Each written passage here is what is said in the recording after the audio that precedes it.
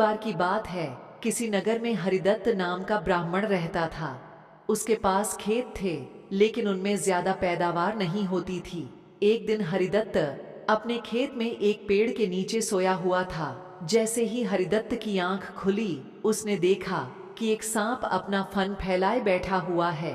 ब्राह्मण को एहसास हुआ कि यह कोई साधारण सांप नहीं है, बल्कि कोई देवता है।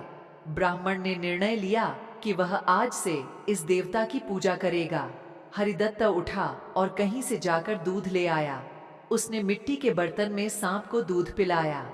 दूध पिलाते समय हरिदत्त ने सांप से क्षमा मांगते हुए कहा कि हे देव, मैं आज तक आपको साधारण सांप समझता रहा, मुझे माफ कर दीजिए। अपनी कृपा दृष्टि से मुझे बहुत सारा धन धान्य प्रदान करें प्रभु। ऐसा कहकर हरिदत्त अपने घर वापस आ गया। अगले दिन जब वह अपने खेत पहुंचा, तो उसने देखा कि जिस बर्तन में उसने कल सांप को दूध पिलाया था, उसमें एक सोने का सिक्का पड़ा हुआ है। हरिदत्त ने वो सिक्का उठा लिया। अब हरिदत्त रोज सांप की पूजा करने लगा और सांप रोज उसे एक सोने का सिक्का देने लगा।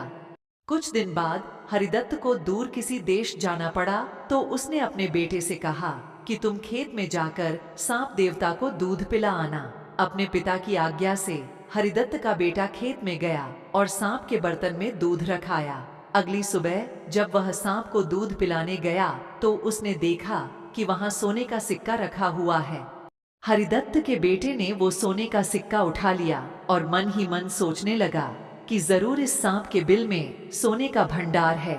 उसने सांप के बिल को खोदने का फैसला किया, लेकिन उसे सांप का बहुत डर था।